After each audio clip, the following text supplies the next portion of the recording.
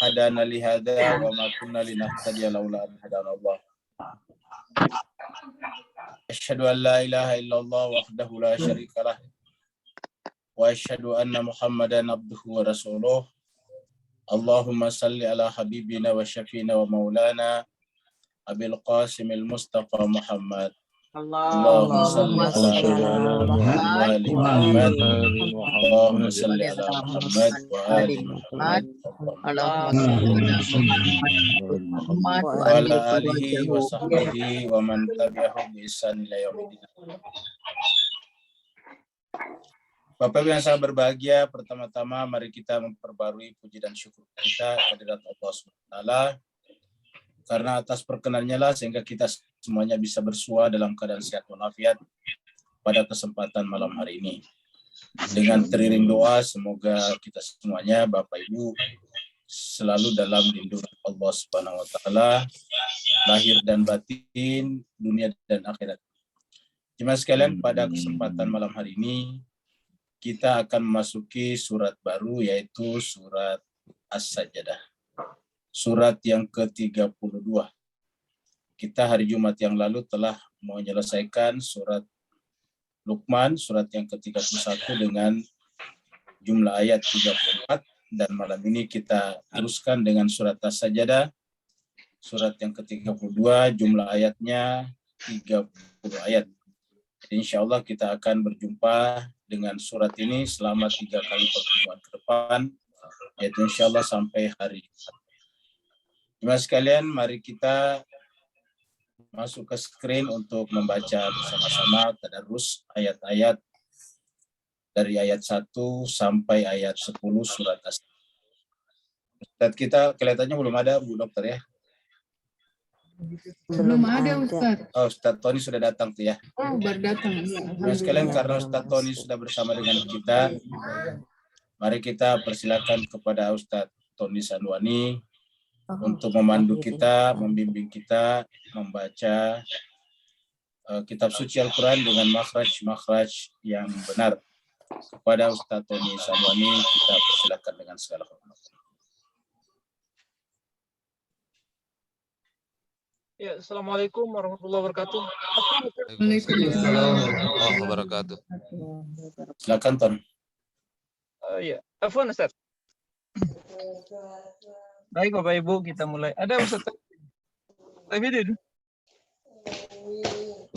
Tafadhal Ustaz Tony. Baik. Waalaikumsalam warahmatullahi wabarakatuh. Baik. Kita mulai Bapak Ibu ya. A'udzubillahi Ya, silakan.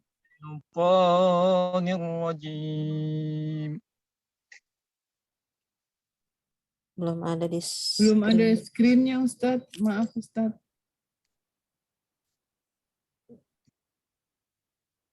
Oh, keluar Ustaz ya. Iya, keluar.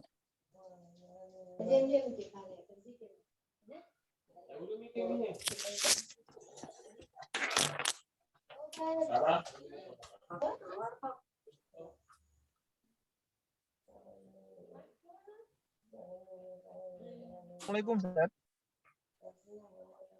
Keluar Ustaz Pak. Bapak Ibu sekalian, mohon maaf ya, saya ternyata keluar tadi. Kita persilakan kembali kepada Ustaz Tony. Silakan.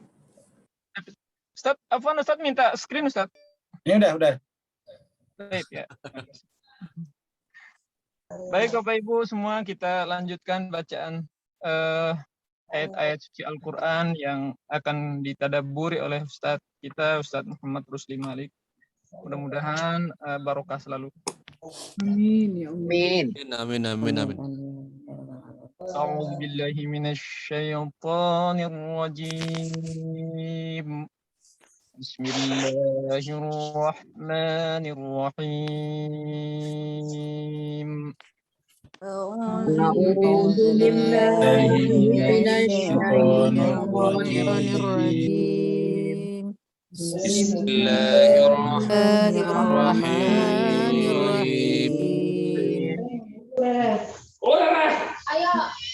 Alif Lam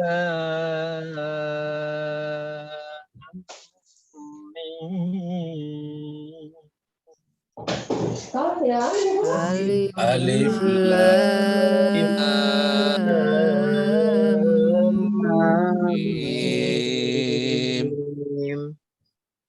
تنزيل الكتاب لا ريب فيه من رب العالمين. تنزيل الكتاب لا ريب فيه من رب العالمين. أم يقولون افتراه بل هو الحق من ربك لتنذر قوما ما أتاهم من نذير. أم يقولون افتراه بل هو الحق من ربك لتنذر قوما ما أتاهم من نذير. آتاهم من نذير من قبلك لعلهم يهتدون. ما آتاهم من نذير من قبلك لعلهم يهتدون. الله الذي خلق السماوات والأرض وما بينهما في 6 أيام. الله الذي خلق السماوات والأرض وما بينهما في 6 أيام ثم استوى على العرش ما لكم من دونه من ولي ولا شفيع أفلا تتذكرون.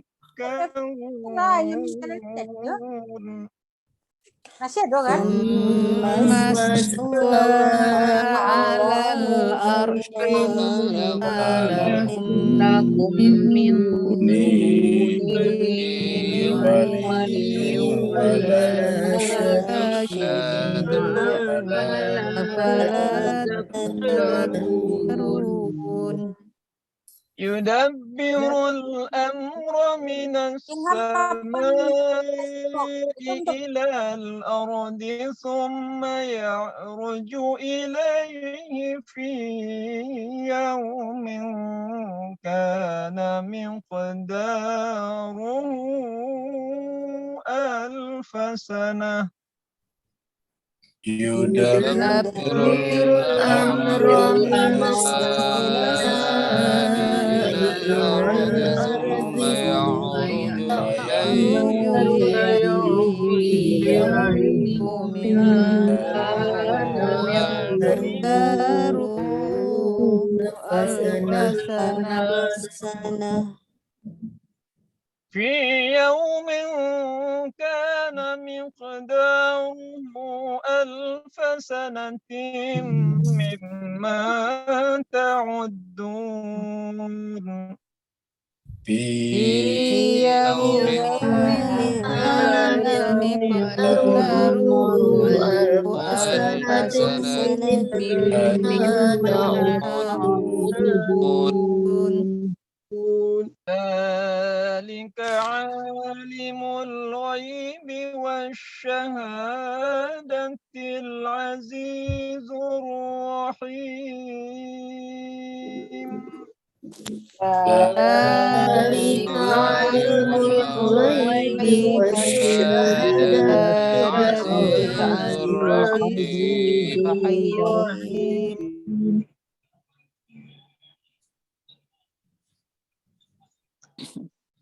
الذي أحسن كل شيء خلقه وبدأ خلق الإنسان من طين. الذي أحسن كل شيء خلقه وبدأ خلق الإنسان من طين.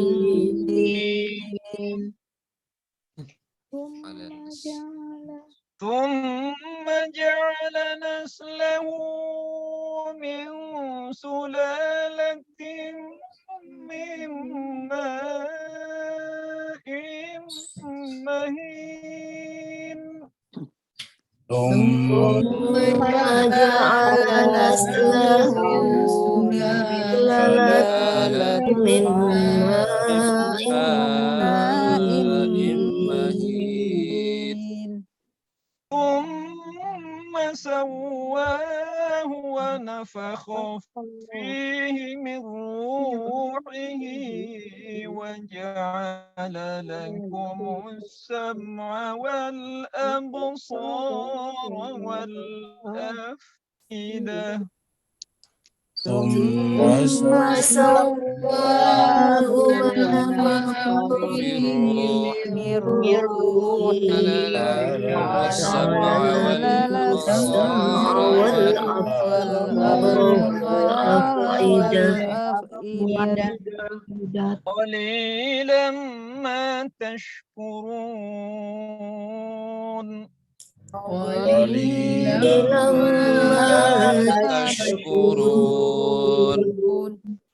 وقالوا أإذا ضللنا في الأرض أإنا لفي خلق جديد.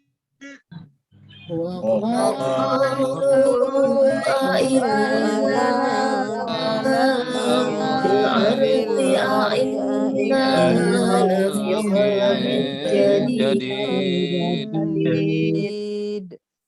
بل هم بلقاء ربهم كافرون. بل هم بلقاء ربهم كافرون. صدق الله العلي العظيم. صدق الله العلي العظيم. اللهم صل وسلم وزد وبارك على رسول الله وآله الأطهار. صلوات. اللهم اللهم صل صل على على محمد وآل محمد. اللهم صل اللهم على صل على محمد وآل محمد. اللهم صل على اللهم محمد صل وأجل على فرجهم. محمد وآل محمد وأجل فرجهم. Terima kasih banyak kita aturkan kepada Ustadz kita, Ustadz Tony Sanwani. Semoga Allah SWT senantiasa memanjangkan usianya, memberikan kesehatan lahir dan batin yang prima sampai akhir masa. Juga kepada Bapak Ibu semua yang berpartisipasi di dalam pembacaan ayat suci Al-Quran tadi, semoga Allah SWT mengirim malaikat bersaf-saf dari rumah-rumah Bapak Ibu semuanya sampai ke arasy Allah SWT. Seraya Allah SWT menyebut nama-nama Bapak Ibu dan orang-orang tuanya masing-masing. Kita akan membahas surat As-Sajdah, maka background kita adalah orang yang sujud. Jadi begitu pentingnya sujud, sampai ada satu surat yang berbicara tentang surat Sajdah. Perlu kita sampaikan bahwa perintah pertama kepada seluruh makhluk adalah sujud. Dan sujud yang diperintahkan Allah kepada makhluk yang ada pada saat itu bukanlah kepada dirinya, tapi justru kepada makhluk yang bernama Adam, yang sebelumnya disampaikan sebagai khalifahnya di muka bumi. Jadi Allah berfirman, wa idh qulna lil malaikati isjudu li adama fasajadu illa iblis aba wastakbara wa kana minal kafirin. Jadi ini yang diberitakan dalam Al-Quran bahwa perintah pertama Allah kepada makhluknya adalah sujud. Ketika kami berfirman kepada malaikat, wa idh qulna lil malaikah. Jadi ketika alam semesta kehidupan hanya diisi oleh malaikat, dan malaikat adalah makhluk-makhluk Allah SWT yang menjadi miliknya. Lalu kemudian dia berfirman kepadanya bahwa wahai seluruh malaikat, dan malaikat di situ termasuk malaikat dari kalangan bawah yang disebut dengan jin. Para ulama menyebut bahwa jin itu termasuk berkategori malaikat, namanya alam malakut maksudnya. Jadi penghuni alam malakut, namanya alam malakutus sufla. Sedangkan malaikat seperti Jibril dan sebagainya disebut dengan penghuni alam malakutul a'la, penghuni alam malakut atas. Jemaah sekalian, Allah mendeklarasikan, menyampaikan kepada semuanya supaya mereka sujud kepada Adam. Isjudu li Adama. Sujudlah kalian. Jadi kata-kata isjudu itu adalah kata kerja perintah pertama. Sujudlah kepada Adam. Fasajadu, maka sujudlah mereka semuanya, illa iblis. Jadi apa artinya Allah menyuruh sujud kepada Adam? Karena Adam itu sudah menjadi representasi Tuhan di seluruh makhluk. Pada saat Allah SWT mendeklarasikan kepada malaikat juga, wa qala rabbuka lil malaikati inni ja'ilun fil ardi khalifah, saya akan menjadikan di muka bumi khalifah, dan khalifah itu adalah allama Adam asma kullaha. Allah mengajarkan kepada Adam, khalifah itu segala nama-nama, al-asma kullaha. Nah, karena semua nama-nama ada pada Adam, secara otomatis Adam menjadi representasi Tuhan. Kita sampaikan beberapa pertemuan sebelumnya bahwa kita manusia ini tidak mampu sampai kepada Allah secara langsung. Karena Allah itu adalah gaibnya segala gaib, rahasianya segala rahasia. Bahkan hadis Nabi mengatakan jangan pernah berpikir tentang zat Allah, karena pasti tidak akan sanggup. Maka berpikirlah tentang makhluknya. Tafakkaru fi khalqillah wala tafakkaru fi dzatillah. Jadi jangan berpikir tentang makhluknya, tentang zatnya, tapi berpikirlah tentang makhluknya. Karena kita tidak akan sampai ke sana. Kalau kita tidak bisa sampai kepada zatnya, lalu bagaimana kita mengenal dia, ma'rifat kepadanya? Maka Allah memperkenalkan dirinya kepada kita melalui khalifahnya yang pertama disebut dengan Adam. Jadi melalui Adam, melalui manusia-manusia suci inilah kita bisa mengenal Allah secara sempurna. Maka oleh sebab itulah Allah merintahkan kita sujud kepada Adam. Sujud di sini bermakna berwilayah, masuk bersama dengan mereka. Kalau pada zamannya Nabi Nuh itu sujud itu berarti naik di atas perahu Nabi Nuh, mengimani Nabi Nuh, membantu Nabi Nuh membuat perahu, dan naik bersama di atas perahu Nabi Nuh yang disebut dengan Safinatun Najah.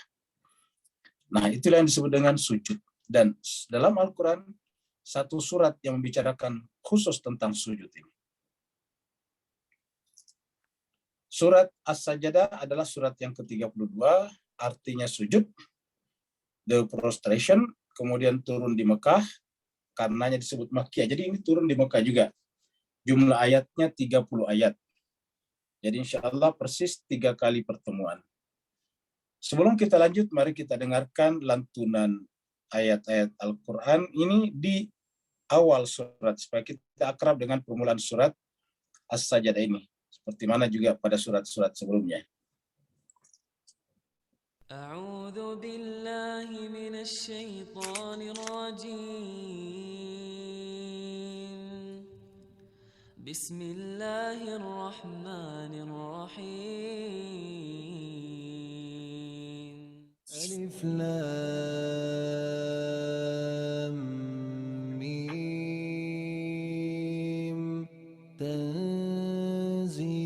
الكتاب لا ريب فيه من رب العالمين أم يقولون افتراه بل هو الحق من ربك لتنذر قوما ما أتاهم من نذير من قبلك لعلهم يهتدون الله. Jemaah sekalian, permulaan tadi kita dengarkan dan kita baca juga tadi bersama Ustaz Tony tadi, bahwa permulaan surat As-Sajdah juga adalah alif lam mim. Jadi huruf muqatta yang paling banyak memulai surat muqatta adalah alif lam mim. Ada alif lam mim ra, ada alif lam ra. Ini adalah alif lam mim sama dengan surat Al-Baqarah. Dan nanti kita lihat juga memperkenalkan Alkitab yang tidak ada keraguan padanya. Dan Al-Quran ini turun dari langit, turun dari Allah Subhanahu wa Ta'ala. Kepada siapa? Kepada seluruh manusia. Jadi kalau kita lihat ini dalam foto ini, dalam gambar ini, begitu banyaknya manusia. Dari berbagai macam ras, dari berbagai macam suku bangsa, dari berbagai macam warna kulit dan bahasa. Tapi mereka semuanya adalah bermula dari satu, yaitu Adam alaihissalatu wassalam. Lalu kemudian Allah SWT tahu bahwa banyak di antara mereka yang kemudian lupa kepada asalnya. Bahkan lupa bahwa mereka akan meninggal dunia, mereka akan mati, dan pada saat setelah kematian ada kehidupan berikutnya yang merupakan pertanggungjawaban atas kehidupan dunia ini. Maka oleh sebab itu, supaya kita manusia tidak tersesat, tidak salah mengambil langkah dan jalan, maka Allah dari waktu ke waktu mengutus Nabi dan Rasul, dan di antara Nabi-Nabi dan Rasul itu ada di antaranya diberikan kepadanya kitab suci yang mengandung pelajaran-pelajaran yang sangat penting di dalam satu, mengenal Allah, yang kedua mengenal hakikat kehidupan, yang ketiga adalah mengenal akhirat, seluk-beluk akhirat. Maka Al-Quran turun dari Allah Subhanahu wa Ta'ala seperti ini. Ini adalah kitab suci Al-Quran yang turun untuk seluruh manusia. Di dalam surat Al-Baqarah dikatakan, Syahrul Ramadan, alladzi unzila fihil Qur'an, hudal linnasi wa bayyinatin minal huda wal furqan. Jadi Al-Quran ini disebut sebagai hudal linnasi, petunjuk untuk seluruh manusia. Jadi bukan hanya untuk kalangan ulama, bukan hanya untuk kalangan orang Islam, tetapi untuk seluruh manusia. Hudal linnasi. Al-Quran adalah petunjuk untuk seluruh manusia. Persoalan manusia itu mau membacanya atau tidak lain soal, tapi yang penting Allah telah menurunkan, mengirim kepada mereka kitab suci dari sisinya. Jadi surat As-Sajdah tadi seperti yang kita sampaikan sebelumnya turun di Mekah 30 ayat. Permulaannya juga adalah alif lam mim. Alif lam mim sama dengan Al-Baqarah. Awal juga alif lam mim, mirip juga. Kalau di surat Al-Baqarah permulaan ayatnya adalah zalikal kitabu. Zalikal kitabu la raiba fih, mirip. Kalau di sini tanzilul kitabi la raiba fihi min rabbil alamin. Jadi alif lam mim termasuk huruf muqatta'ah yang telah kita terangkan sebelumnya, yaitu harus dibaca huruf demi huruf. Alif dibaca sendiri, lam dibaca sendiri, mim dibaca sendiri. Jadi alif lam mim dan tidak boleh dibaca alam. Karena ini bukan pertanyaan alam, tapi alif lam mim. Tanzilul kitab. Setiap selesai huruf muqatta'ah, pada umumnya di bawahnya ada penjelasan tentang Alkitab. Seakan-akan Allah menjadikan huruf muqatta'ah ini sebagai caranya Allah menarik perhatian kita. Bahwa setelah alarm ini, setelah warning ini, setelah peringatan dengan bunyi alif lam mim ini, yang indah ini, lalu kemudian tiba-tiba Allah datang dengan kata-kata tanzilul kitab. Bahwa Al-Quran ini adalah Al-Quran yang diturunkan, bukan ciptaan manusia. Tanzil itu artinya turun. Jadi tanzilul kitab. Jadi Al-Quran ini, kitab Al-Quran ini adalah kitab yang turun dari alam atas, alam malakuti tadi, menuju kepada alam nasut, alamnya manusia. Alam nasut, alamnya manusia ada di alam mulki. Ini turun dari Allah SWT, tanzilul kitab. Al-Quran ini adalah kitab yang diturunkan, bukan kitab yang dikarang, bukan kitab yang dibuat-buat. Kemudian itu dari sisi asal-usulnya, bahwa dia berasal dari Allah, berasal dari langit, berasal dari zat yang menjadi penanggung jawab tunggal seluruh kehidupan ini. Yang seluruh kehidupan berasal darinya dan akan kembali kepadanya lagi. Dari sanalah kitab suci Al-Quran ini, karena kitab suci Al-Quran ini dari sana, secara otomatis isinya sempurna karena sumbernya adalah Sang Maha Sempurna. Isinya adalah cahaya karena berasal dari Sang Maha Cahaya. Tanzilul kitab la raiba fihi, tidak ada keraguan. Jadi la raiba fihi, tidak ada keraguan di dalamnya. Kata-kata tidak adalah keraguan di dalamnya berarti dia adalah yakin. Innahu lahu haqqul yakin. Sungguhnya Al-Quran itu benar-benar adalah haqqul yakin. Kebenaran yang meyakinkan. Jadi tanzilul kitabi la raiba fihi. Kalau tidak ada keraguan padanya kan berarti tidak ada kebatilan padanya. Karena yang batil itulah yang meragukan. Karena tidak ada keraguan, tidak ada kebatilan, maka sepenuhnya isinya adalah kebenaran al-haq. Dan kalau isinya adalah kebenaran, berarti pasti bisa ditangkap, bisa dicerna, bisa dipelajari, bisa disimak oleh manusia. Karena alat manusia untuk menyimaknya, untuk mencernanya ada pada dirinya, yaitu akal pikiran. Kalau kita hanya punya panca indera saja, persis sama dengan hewan. Hewan-hewan juga punya panca indera. Hewan-hewan punya mata, hewan-hewan punya penciuman, hewan-hewan juga punya pendengaran, sama dengan kita. Tetapi apa yang tidak ada pada hewan-hewan sehingga kemudian tidak bisa berkembang kehidupan dan peradabannya, yaitu karena mereka tidak punya akal pikiran. Dan karena tidak punya akal pikiran, hewan-hewan tidak punya peraturan, sehingga disebut dengan istilah hukum rimba. Hukum rimba artinya hukum yang berlaku di rimba, di hutan, yaitu ketidakadaan peraturan. Yang kuat memangsa yang lemah, itulah hukumnya rimba. Hukum hukum hewan-hewan. Manusia bisa membuat hukum-hukum, peraturan-peraturan, undang-undang dan sebagainya. Apa sebabnya? Karena manusia punya akal pikiran. Maka karena alat paling penting manusia adalah akal pikirannya, maka kitab suci ini pasti sejalan dengan akal pikiran. Dan kalau dia sejalan dengan akal pikiran, namanya kebenaran. Karena kebenaran itu ditemukan, diakui oleh pikiran manusia. Ketika pikiran manusia tidak mungkin menemukan cacat padanya, maka berlakulah kata-kata la raiba fihi. Apa sebabnya? Karena mir rabbil alamin. Jadi ini adalah turun, ini tanzilnya tadi sini turun. Al-Quran ini adalah kitab yang turun dari mana? Dari Rabbil Alamin. Dia turun dari Tuhan seluruh sekalian alam. Bukan turun dari pikirannya Muhammad bin Abdullah bin Abdul Muthalib. Bukan, tetapi dia turun dari Allah Rabbul Alamin. Jadi kalau kita hilangkan ini, tanzilul kitabi mir Rabbil Alamin.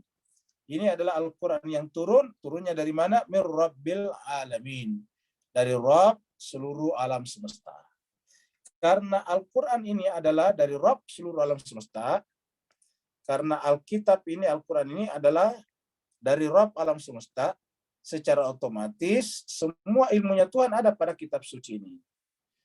Dan ilmunya Tuhan adalah ilmu yang menyangkut masalah alam semesta. Secara otomatis rahasia alam semesta ada pada buku ini juga. Ya. Pada kitab ini. Inilah jemaah sekalian berbahagia keluar biasanya kitab suci Al-Quran. Cuma lagi-lagi sayang seribu sayang, sangat jarang di antara kaum muslimin yang mau menyiapkan waktunya secara khusus untuk mengkaji Al-Quran minimal sekali dalam 1 minggu. Padahal ini adalah sesuatu yang teramat sangat penting.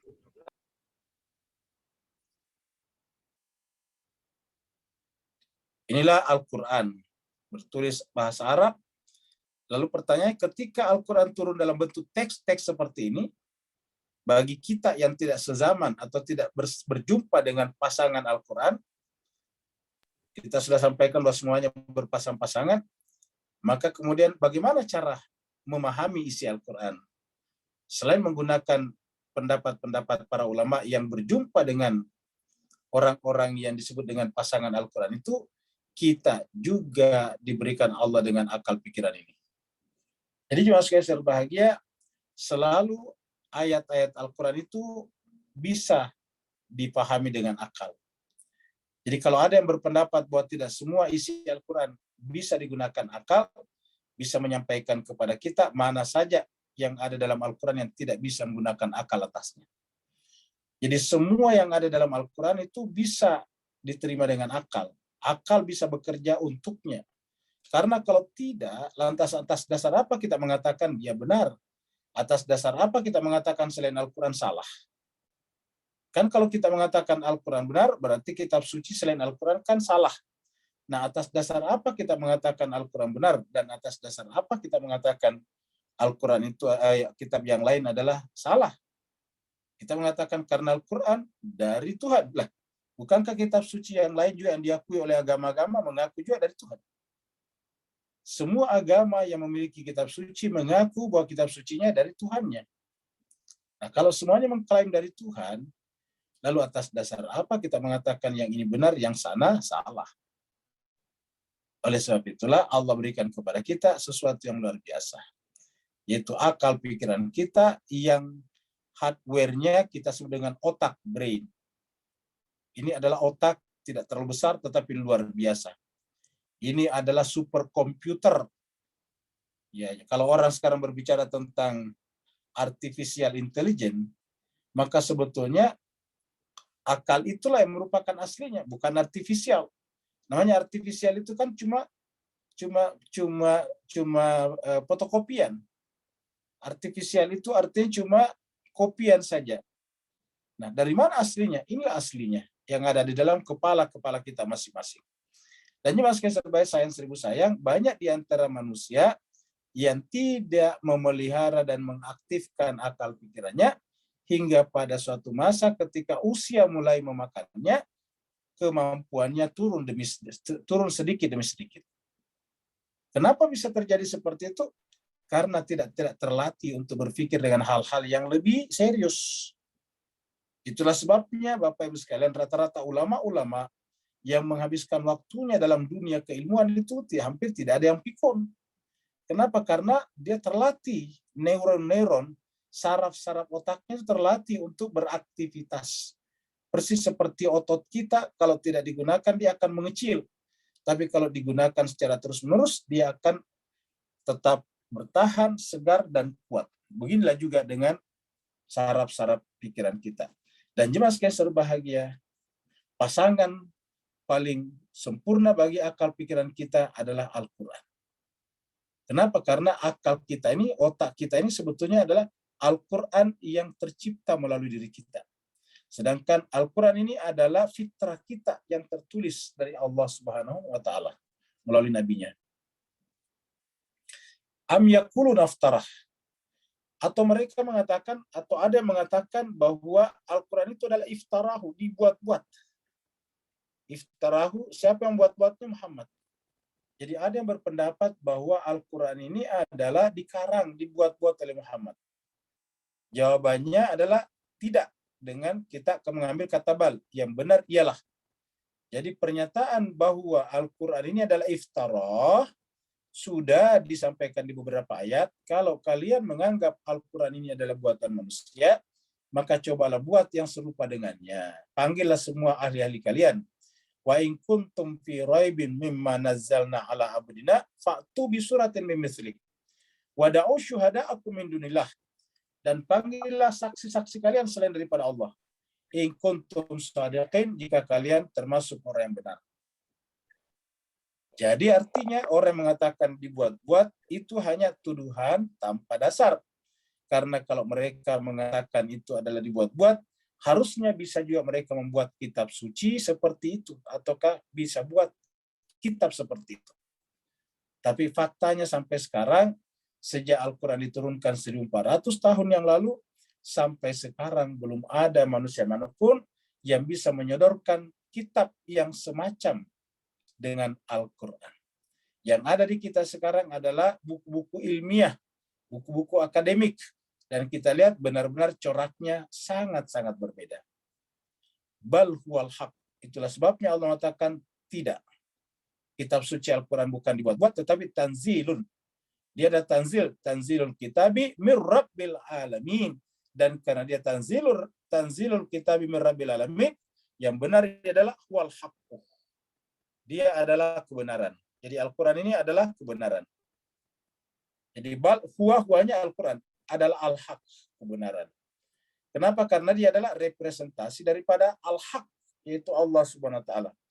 Makanya karena Al-Quran adalah al-haq dan Allah juga adalah al-haq, maka untuk memahami al-haq dalam hal ini Allah melalui dengan al-haqnya Al-Quran. Bal huwal haqqu mir rabbika, dari Tuhanmu. Dia adalah kebenaran yang datang dari Tuhanmu. Litunzira qauman, agar engkau memberikan peringatan, memberikan pelajaran. Qauman, kepada kaum, ma'atahum min nadirin, yang belum pernah datang kepada mereka, min nazirin, yaitu pemberi peringatan. Min qablika, sebelum kamu, la'allahum yahtadun. Mudah-mudahan Al-Quran ini kalau mereka baca atau kalau kamu bacakan kepada mereka, mudah-mudahan mereka terpandu. La'allahum yahtadun. Mudah-mudahan mereka itu yahtadun, mereka terpandu, terbimbing.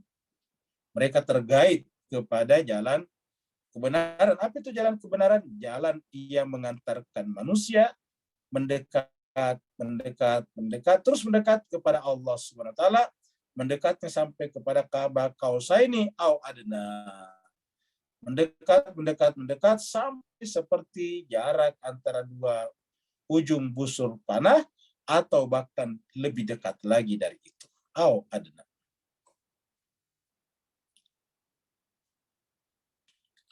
Kita saksikan alam semesta, ini adalah bumi kita. Bumi kita hanyalah salah satu planet yang kalau kita menjauh, maka bumi akan semakin tidak kelihatan. Hanyalah seperti satu biji pasir di padang Sahara. Maka Allah mengatakan, Allahul ladzi khalaqas samawati wal ardh.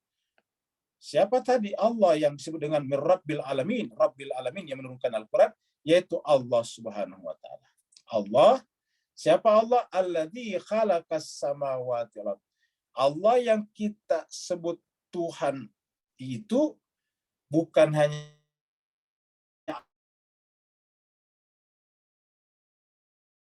pengertian tulisan alif lam dan ia samawati, ia menciptakan langit dan bumi. Khalaqas samawati wal ardh. Alladzi khalaqas samawati wal ardh, menciptakan langit dan bumi. Wa ma bainahuma, dan apa yang ada di antara keduanya. Fi sittati ayyam, di dalam 6 masa. Sittati ayyam, di dalam 6 masa. Kenapa Allah menggunakan kata 6 masa? Karena sejak dari dahulu kala manusia sudah mengenal perhitungan hari, dan perhitungan hari itu selalu berputar-putar sampai yang ke-7 saja. Hari pertama sampai hari yang ke-7.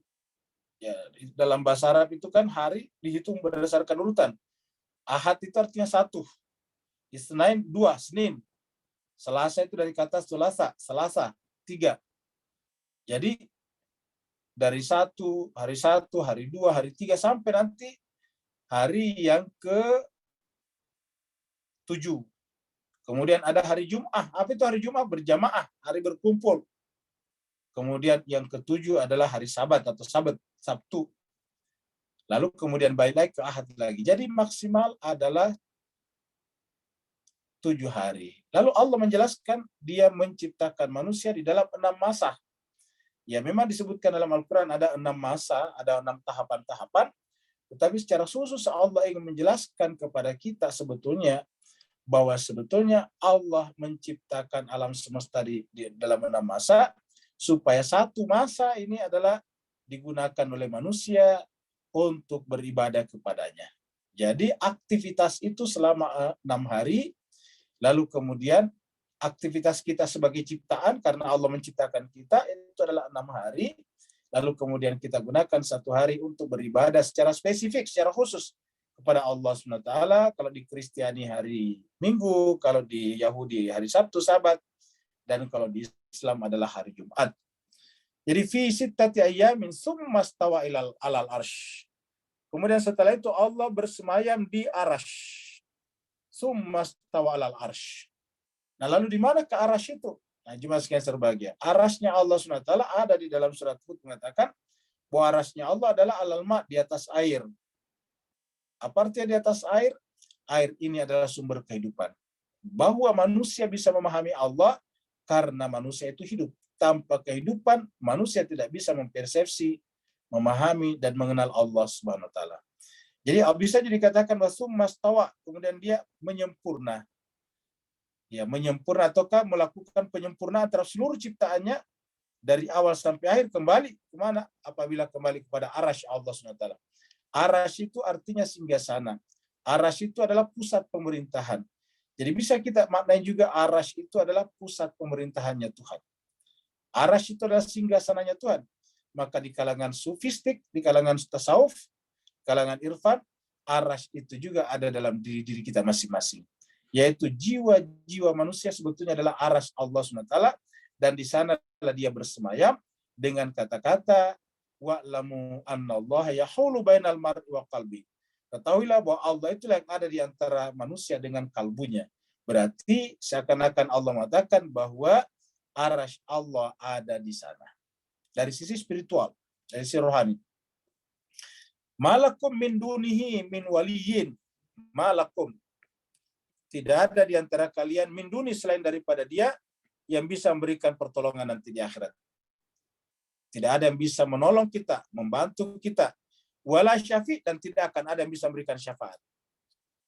Jadi cuma sekali kalau di akhirat kata-kata wala syafi' tidak ada yang memberi syafaat, berarti kan ada syafaat. Siapa? Di tempatnya dikatakan melalui orang yang diridhoinya. Melalui orang yang diizinkannya. Jadi illa bi'idzni, kecuali yang Allah berikan izin untuk itu. Jadi Allah mengatakan kalau nanti di akhirat selain daripada Allah tidak ada lagi penolong dan tidak ada syafi' memberi syafaat. Maka Allah mengatakan afala tatadzakkarun, kenapa kalian manusia tidak mengambil pelajaran bahwa kalian semuanya tidak berhenti dalam kehidupan dunia ini. Bapak Ibu sekalian, berkali-kali kita ingatkan dengan fakta-fakta yang ada di sekitar kita, contoh-contoh yang terjadi di sekitar kita, betapa banyak orang yang menghabiskan waktunya untuk mencari nafkah, membangun sesuatu yang berkaitan dengan kenikmatan duniawinya, tetapi begitu terjadi kecelakaan atau sakit dan meninggal dunia, semuanya ditinggalkan. Sering sekali ada orang yang menabung, membuat rumah, tapi meninggal juga kena robohan rumahnya sendiri. Sering sekali kita dengarkan ada orang menabung untuk membeli kendaraan, tapi pada akhirnya juga meninggal dunia di kendaraannya sendiri. Begitulah kehidupan manusia. Maka Allah mengatakan, afala tatadzakkarun, kenapa kalian tidak mengambil pelajaran? Kenapa kalian tidak mengingat? Kenapa kalian tidak berpikir? Afala tatadzakkarun.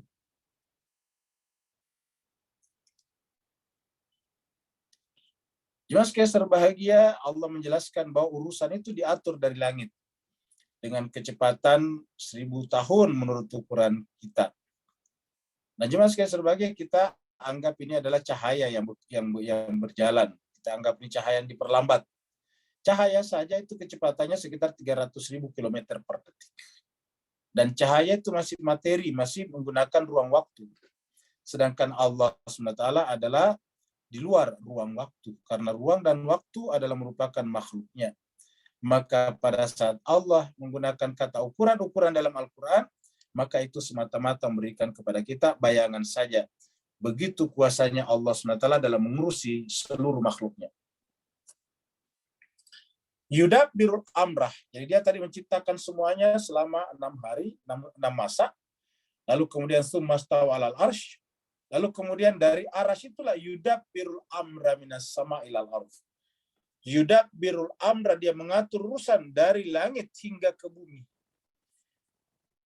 Jadi kalau kita sepakat tadi bahwa di antara pengertian arasy Allah itu adalah pada jiwa manusia, pada hati manusia, pada sirnya manusia, maka kemudian manusia yang menyempurna, manusia yang sempurna jiwanya, yaitu yang menghadirkan Allah di singgasana hatinya, yang itu merupakan arasnya Allah tadi, maka kemudian berarti orang yang seperti itu pasti akan mengetahui segala rahasia. Kenapa? Karena Allah sudah bersama dengan dirinya, maka yang bersangkutan seperti Allah juga mengetahui seluruh urusan langit dan bumi. Begitu ditanyakan sesuatu kepadanya, tidak mungkin mengatakan tunggu dulu saya tanya orang lain. Pasti yang bersangkutan spontan menjawab. Tidak mungkin tertunda dan tidak mungkin bertanya kepada orang lain.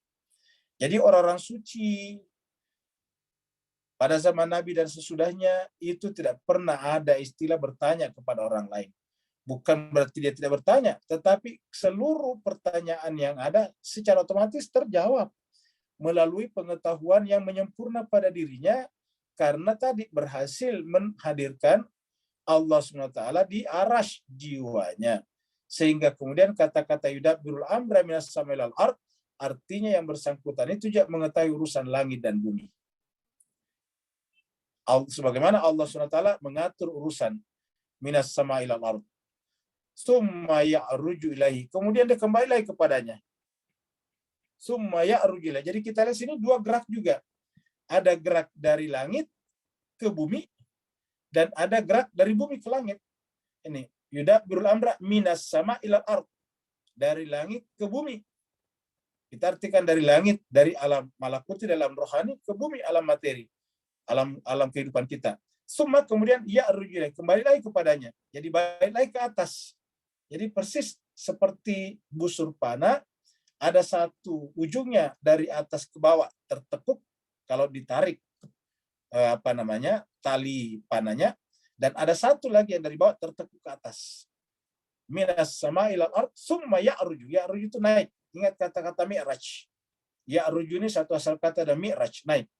Summa ya'ruju ilaihi fi yaumin kana, pada satu hari yang ukurannya alfasanatin mimma ta'udun, sama dengan 1000 tahun menurut ukuran kita, ukuran manusia. Fi yaumin kana miqdaru alfasanatin mimma ta'udun. Penggunaan kata alf di sini sangat mungkin hanya simbolik saja, karena angka tertinggi dalam bahasa Arab itu adalah alf, 1000. Di dalam surat Al-Qadr juga disebutkan alfu syahrin, min alfi syahrin. Di sana 1000 juga, 1000 bulan. Sini 1000 tahun. Makanya dalam bahasa Arab, Bapak Ibu semuanya, kalau sudah juta itu sudah menggunakan bahasa Inggris. Jadi kalau kita tanya orang Arab, apa bahasa Arabnya? Juta. Menyatakan million. Million. Jadi sama dengan bahasa Inggris, million. Million. Jadi dia sudah masuk pada bahasa lain, yaitu million. Kenapa? Karena paling tinggi dalam bahasa Arab adalah alf, 1000. Jadi Allah mengatakan bahwa bagi Allah tidak ada masalah dengan ruang dan waktu. Yudabbirul amra minas sama ilal ard, summa ya'ruju ilaihi fi yaumin kana miqdaru alfasanatin mimma ta'udun. Ini ada di surat At-Taubah ayat ini, surat At-Taubah ayat 106 kalau tidak salah. Allah berfirman, wa qul i'malu, dan katakanlah, i'malu, beramalah kalian semuanya, niscaya amalan kalian itu fasayarallah, Allah akan lihat. Siapa lagi selain Allah? Wa rasuluh. Jadi fasayarallahu amalakum, Allah melihat amal kalian. Siapa yang melihatnya? Wa rasuluhu, rasulnya. Siapa lagi? Wal mu'minun. Ini 3 unsur. Allah, rasulnya, dan orang mukmin. Sama dengan surat Al-Maidah ayat 55, yaitu innama waliyukumullah wa rasuluhu wal mu'minuna alladzina yuqimunas shalah wa yu'tunaz zakah wa hum raki'un. Sama 3 hukum juga. Jadi artinya apa? Allah, Rasul, dan orang mukmin yang dimaksud di sini adalah menyaksikan amal-amal kita. Baru kemudian apa? Wasaturaduna ila alimil ghaibi. Baru kemudian dilaporkan kembali kepada ila alimil ghaibi, kepada dia Allah yang mengetahui yang gaib. Jadi kita lihat Allah melihat amal perbuatan kita, tetapi tetap saja ada laporan. Berarti siapa melaporkannya? Orang mukmin, Rasul, kepada Allah SWT. Wasaturaduna ila alimil ghaibi wasyahadah. Kata yang paling cukup banyak digunakan dalam Al-Quran adalah kata alimul ghaibi wasyahadah. Dia mengetahui yang gaib dan yang syahada, artinya tidak ada yang luput daripada pengetahuannya, dan juga menjelaskan bahwa alam kita ada yang gaib, ada yang syahada. Yang gaib adalah yang tidak terjangkau oleh panca indera kita, yang syahada adalah yang terjangkau oleh panca indera kita. Bahkan ada lagi gaibnya gaib, yaitu yang bahkan tidak terjangkau oleh akal pikiran kita. Gaib secara umum adalah yang tidak terjangkau oleh panca indera kita, tetapi gaib secara khusus bahkan tidak terjangkau oleh akal pikiran kita, yang disebut dengan gaibul guyub, gaibnya segala yang gaib. Kita dikembalikan kepada alimil ghaib wa syahada, baru fayunabbiukum. Dia Allah menjelaskan kepada kalian bima kuntum ta'malun, yang tadi dilaporkan oleh orang mukmin rasul kepada Allah Subhanahu wa taala. Ayat ini adalah tentang khusus Allah yang mengetahui yang gaib dan syahada. Dzalika. Tadi Allah mengatur urusan dari langit ke bumi. Dan begitu ya kembali lagi ke sana. Siapakah itu? Zalika alimul ghaib. Dia Allah yang tadi sebutkan Allahu khalaqa samawati wal ard.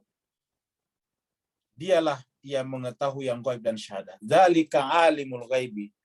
Dialah yang mengetahui al-ghaib dan syahada.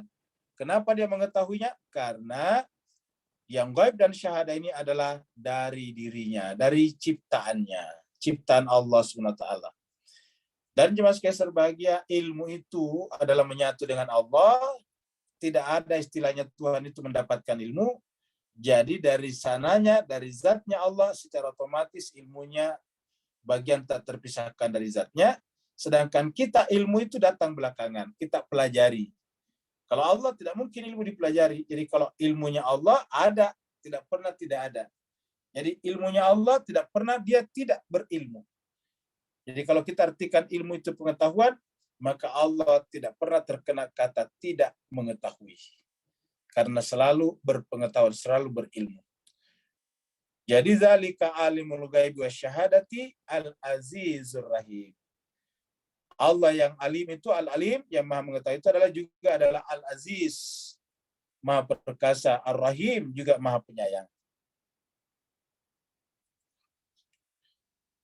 Jemaah sekalian berbahagia, kemudian Allah SWT menciptakan alam semesta, menciptakan pada akhirnya galaksi kita, kemudian menciptakan matahari kita, dan planet-planetnya, salah satunya adalah bumi. Kemudian di bumi terbentuk yang namanya tanah. Lalu kemudian Allah menciptakan kita yang pertama sekali adalah dari tanah. Ya, penciptaan pertama kali manusia adalah dari tanah. Kurang lebih seperti inilah ilustrasinya. Jadi dari tanah, lalu kemudian Allah buat sedemikian rupa dengan kata kun fayakun, maka kemudian lahirlah manusia. Allah berfirman, alladzi ahsana kulla syai'in khalaqahu.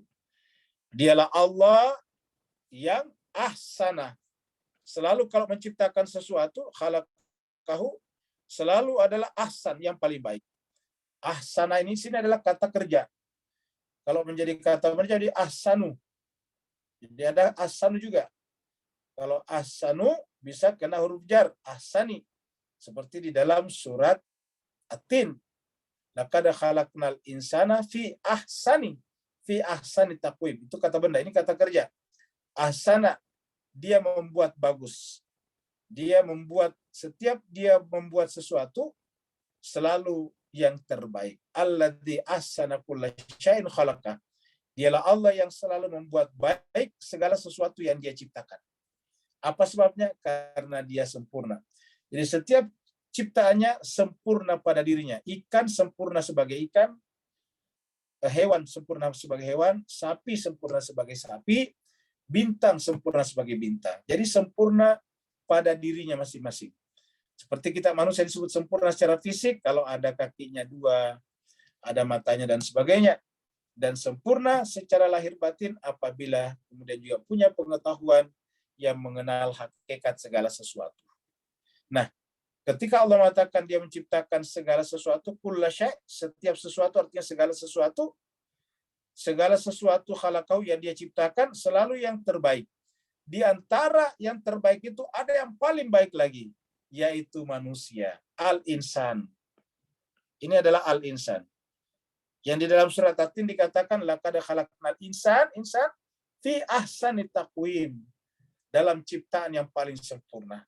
Jadi Bapak Ibu sekalian, kita manusia ini walaupun asalnya dari tanah, tubuh kita kalau digores berdarah, tubuh kita juga pada akhirnya kembali kepada tanah, tetapi dalam diri kita ada sesuatu yang Allah Subhanahu wa taala masukkan, simpan, yang kemudian menyebabkan menjadi ahsanut taqwim, lebih mulia daripada makhluk-makhluk yang lain, termasuk tentunya dari para malaikat. Karena dikatakan laqad khalaqnal insana fi ahsani taqwim. Jadi semuanya ahsan, tapi ada yang lebih ahsan dari semua yang ahsan, yaitu al-insan. Dan dari manakah al-insan diciptakan? Wa bada'a khalqal insani min tin. Dan dia memulai khalqal insan. Dia memulai penciptaan manusia dari tanah. Wa bada'a khalqal insani min tin. Dan dia mulai penciptaan manusia dari tanah. Seperti kita lihat tadi ilustrasi gambar kita. Di tempat lain disebutkan dengan min salsalin min hama'in masnun. Di tempat lain disebut min turab. Nanti kemudian keturunannya, jadi yang pertama adalah dari tanah, yaitu Adam. Lalu kemudian keturunannya nanti dari Adam sampai sekarang hanya dari turun-temurun. Hanya persoalan sel-sel biologis saja, yang disebut dengan dari air yang hina. Lalu kemudian lahirlah seperti ini dari waktu ke waktu, dari minggu ke minggu, lalu kemudian nantinya lahir. Summa ja'ala naslahu, kemudian dia menjadikan naslahu, keturunannya. Jadi dia menjadikan keturunan yang pertama tadi itu min sulalatin, dari sulalah, dari saripati. Saripati apa? Saripati dari tanah, yang kemudian masuk ke dalam, bertransformasi menjadi tumbuh-tumbuhan dan hewan-hewan, lalu kemudian bertransformasi menjadi manusia, sel-sel manusia, lalu tersimpan di dalam tulang sulbi, lalu kemudian tersimpan nanti di dalam rahim. Maka disebut dengan summa ja'ala naslahu min sulalatin mimma'in mahin, dari air yang hina. Diciptakan dari air yang hina. Kenapa hina, jemaah sekalian? Karena tidak ada nilainya. Bapak Ibu sekalian berbahagia, cikal bakal ayam, walaupun tidak jadi ayam, bermanfaat. Bisa dimakan, bermanfaat bagi kesehatan, diperjualbelikan. Begitulah juga yang lain-lain. Tapi bagaimana dengan manusia? Manusia itu jemaah sekalian berbahagia tidak ada nilainya sebelum dia menjadi manusia. Makanya disebut dengan mimma'in mahin, dari air yang hina.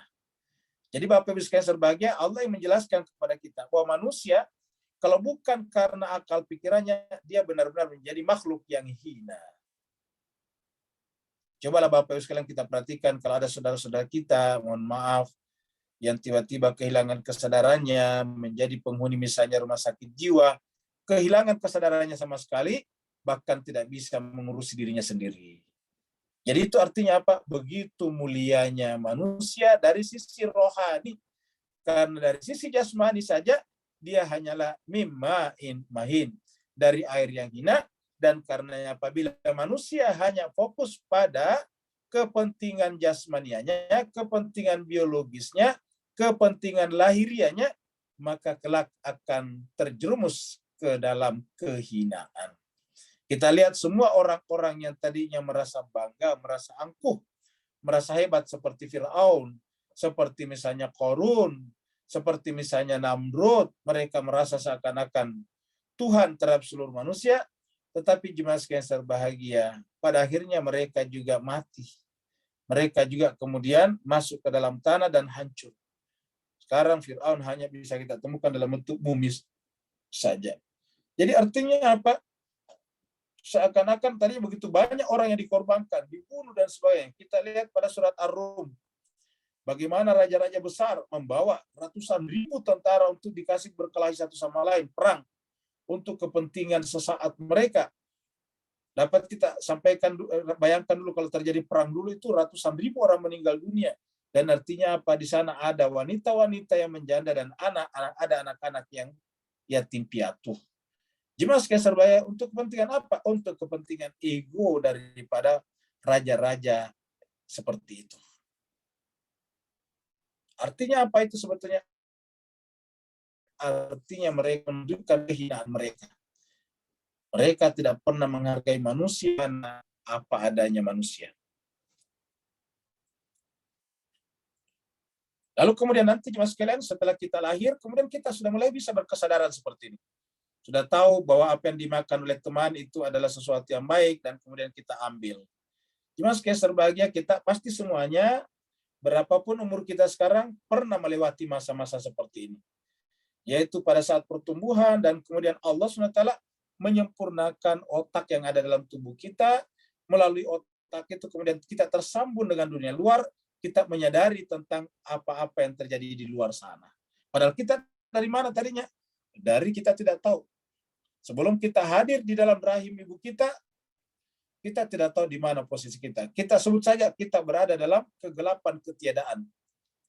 Tapi kemudian Allah menempatkan kita di dalam rahim, keluar. Mulailah kita mulai berkesadaran seperti bayi-bayi ini. Lama-kelamaan besar, bisa berbicara, kemudian bisa menulis, bisa belajar. Dan seperti sekarang, tiba-tiba Bapak Ibu jemaah sekalian, banyak manusia yang tiba-tiba melupakan penciptanya, melupakan dari mana asalnya. Summa sawwahu wa nafakha fihi min ruhi. Setelah kemudian mereka lahir, sawwahu. Mereka disempurnakan. Maksudnya ketika masuk dalam rahim, Allah sempurnakan dia di sana. Kemudian wa nafakha fihi min ruhihi. Lalu kemudian wa nafakha, dia meniupkan. Di sini tidak menggunakan kata menciptakan. Tadi di atas itu adalah tubuh manusia. Wa bada khalqa, ingat tadi ayatnya. Wa bada khalqal insan, wa bada khalqal insana min tin. Dia memulai penciptaan. Wa bada khalqal insana min tin. Dia memulai penciptaan manusia dari tanah. Dari tanah menggunakan kata khalaqa, tapi di sini menggunakan kata-kata nafakha. Perhatikan ya sekalian. Jadi kalau kita lihat sebelumnya tadi di sini ya, ini wa bada khalqal insani min tin. Dia memulai penciptaan manusia, khalaqal insan, khalqal insan. Dia memulai penciptaan, ini khalq. Bapak Ibu perhatikan di dalam kata-kata ini ya. Kata-kata khalq ini adalah menggunakan khalq, penciptaan dari kata khalaqah. Ya, ini dari kata khalaqah. Ya. Dari kata khalaqah. Ya. Dari kata khalaqah. Ya. Ini khalaqah. Ini menjadi kata benda, khalqun, khalqal insan. Dia mulai penciptaan manusia dari tanah. Dari tanah. Jadi menggunakan kata khalaqah. Kenapa? Karena tanah. Tanah artinya apa? Biologis kita, tubuh kita. Jadi tubuh kita dimulai menggunakan kata penciptaan. Jadi penciptaan itu terkait dengan hal-hal yang sifatnya material, yang sifatnya terindrai, yang sifatnya adalah benda-benda. Nah, sedangkan tadi pada ayat berikutnya kita lihat di sini menggunakan kata-kata nafakha, ya, menggunakan kata nafakha tadi di sini. Ya, ya kita lihat menggunakan kata-kata nafakha ini. Kalau khalaqa tadi itu adalah menciptakan. Ya, jadi berbeda kan? Ini khalaqa, ya. Khalaqa itu adalah menciptakan, sedangkan nafakha, ya. Nafakha ini adalah meniup. Ya, jadi adalah khalaqa, ini nafakha. Ini adalah meniup. Apa bedanya jemaah sekalian berbahagia? Kalau yang namanya khalaqa, itu bisa nanti terjadi jarak. Contohnya Bapak Ibu menciptakan sesuatu. Katakanlah menciptakan meja, membuat meja dari kayu. Kayunya Bapak serut, buat papan, lalu kemudian dibuat jadi meja. Nanti kemudian mejanya jadi, Bapak kemana-mana, terjadi perpisahan. Terjadi jarak. Tapi kalau nafakha, pernahkah terpisah antara peniup dan tiupannya? Kalau tadi bisa terjadi jarak antara pencipta dan ciptaannya. Seperti misalnya kita bikin lukisan, ciptaan kita.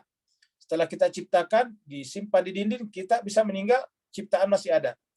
Tapi kalau yang namanya nafakha ini adalah perbuatan yang tidak pernah tidak terjadi kalau tidak sedang meniup.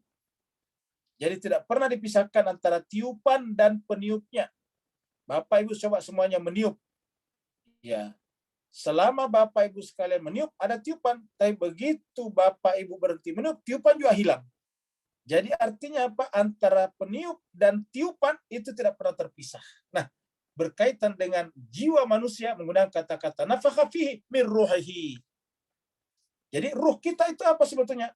Nafakha disebut dengan nafsur rahman, nafas Allah. Yang namanya nafas Allah adalah tiupan yang tidak pernah berhenti dari Allah SWT. Itulah sebabnya Allah mengatakan bahwa dia ada hadir di dalam jiwa kita dengan kata-kata wa'lamu annallaha yahulu bainal mar'i wa qalbihi. Camkanlah, ketahuilah bahwa Allah itu berada di antara manusia dan jiwanya. Di tempat ini katakan nahnu akrabu min hablil warid, kami lebih dekat, aku lebih dekat daripada jarak di antara dua urat leher kalian. Allah mengatakan di tempat lain, huwa ma'akum aina ma kuntum. Allah bersama kalian di mana saja kalian berada. Huwa ma'ahum aina ma kanu. Allah bersama mereka di mana saja mereka berada. Allah mengatakan wa fi anfusikum afala tubsirun, dan di dalam diri kalian kenapa tidak memperhatikannya. Apa sebabnya? Karena ternyata di dalam diri kita yang melalui roh ini selalu dia hadir. Kenapa? Tiupan tidak pernah berpisah dengan peniupnya. Dan tiupan Allah itu adalah roh. Wa nafakha fihi min rohihi. Dari roh inilah lahirlah kita manusia. Wa ja'ala lakumus sam'ah. Pendengaran. Jadi ingat, bukan kuping yang dibicarakan, bukan telinga, tapi pendengaran. Pendengaran itu adalah hasil komunikasi antara kuping dan akal atau jiwa manusia. Baru pendengaran namanya. Jadi kalau jiwa itu menerima informasi dari luar melalui kuping, namanya pendengaran. Al-absara begitu juga. Apabila jiwa manusia menerima informasi dari luar melalui penglihatan, namanya al-absara. Dan juga jiwa kita memiliki pendengaran. Jiwa kita juga memiliki penglihatan. Wal afidah. Jadi di sini adalah al-absara, baru kemudian di sini ada al-afidah. Tempatnya fitrah dan tempatnya kita punya akal pikiran. Jadi ada tiga unsur penting, variabel penting dalam diri manusia. Yang pertama as-sam'ah, yang kedua al-absarah, yang ketiga al-afidah. Di surat yang lain dikatakan walladzi akhrajakum min butuni ummahatikum la ta'lamuna syai'a wa ja'ala lakum sam'a wal absara wal afidah la'allakum tashkurun. Dialah Allah mengeluarkan kalian dari perut ibu kalian, min butuni ummahatikum, mengeluarkan dari perut ibu kalian, la ta'lamuna syai'a, tidak mempunyai ilmu sedikit pun juga. Lalu apa yang Allah berikan kepada kita? Allah wa ja'ala lakumus sam'ah wal absarah wal afidah. Allah berikan kepada kalian alat yang sangat penting, yaitu as-sam'ah wal absarah dan al-afidah. Jadi kalau as-sam'ah ini adalah fungsi yang muncul dari kuping, al-absarah fungsi yang muncul dari mata, maka al-afidah adalah fungsi yang muncul daripada otak. Ini kuping jasmani, mata jasmani, ini adalah juga otak. Lahirlah afidah yang kemudian disebut dengan akal pikiran itu. Tetapi kata Allah, sayang sekali qalilan, sangat sedikit mata syakarun yang mensyukuri. Sangat sedikit mensyukuri. Apa artinya mensyukuri? Menggunakan pendengaran, penglihatan, dan akal pikirannya untuk ma'rifat kepada Allah, untuk memahami Allah SWT, dan atas dasar itulah orang-orang ini nanti akan dimasukkan ke dalam neraka, seperti kata Allah, firman Allah di dalam surat Al-A'raf ayat 179, ketika Allah berfirman, walaqad zara'na li jahannama katsiran minal jinni wal ins lahum qulubun la yafqahuna biha walahum a'yunun la yubsiruna biha walahum azanun la yasma'una biha ulaika kal an'am bal hum adall. Sungguh kami akan mengisi neraka jahanam dari kalangan jin dan manusia. Apa sebabnya? Lahum qulubun, mereka punya kalbu, tetapi la yafqahuna, tidak dipahami, tidak digunakan untuk memahami. Memahami apa? Memahami Allah Subhanahu wa taala, yaitu ma'rifat kepada Allah. Walahum a'yunun, mereka punya mata, la yubsiruna biha, tidak digunakan untuk memperhatikan. tanda-tanda kebesaran Allah. Walahum adhanun, dia punya kuping, la yasma'una biha, tidak digunakan untuk mendengarkan ayat-ayat tanda-tanda kebesaran Allah. Bahwa semua suara-suara adalah merupakan tajalli daripada dirinya. Qalilan ma tashkurun. Jemaah sekalian berbahagia, manusia lupa bahwa yang sekarang gagah, ganteng, cantik, sehat walafiat, ya, jalan dengan perkasa, tegak perkasa, pada akhirnya hanya akan seperti ini. Kenapa tinggal tulang belulang? Karena daging, otot, darah, urat-urat, semuanya dari tanah dan sudah kembali ke tanah lagi. Sudah menghilang di dalam tanah. Yang butuh waktu lama baru hancur adalah tulang belulang kita. Tulang belulang kita juga dari tanah. Lama-kelamaan juga akan hancur juga. Tetapi dalam proses kehancurannya yang paling pertama hancur adalah kulit kita, daging kita, darah kita, urat-urat kita. Semua yang selama ini kita banggakan, semua yang selama ini kita selalu mengorbankan dana lebih besar untuk itu. Sedangkan untuk jiwa kita hampir jarang orang mengorbankan dananya begitu besar. Untuk merawat tubuhnya, orang mau membayar berapa saja demi kesehatan tubuhnya. Tapi jarang kita dengarkan orang membayar berapa saja untuk kesehatan rohaninya. Bahkan Nabi yang datang kepada mereka dengan tidak minta apa-apa, mereka lempar dengan batu. Mereka caci maki, mereka sebut tukang sihir. Mereka kejar-kejar, mereka usir dari Mekah. Bapak bisa bayangkan. Padahal jemaah sekalian berbahagia, Nabi datang kepada mereka mengingatkan bahwa di balik tubuh jasmani kalian ada kehidupan lain, ada unsur lain. Kalau kalian bertumpu pada tubuh kalian, jasmani kalian, ujung-ujungnya hanya seperti ini saja.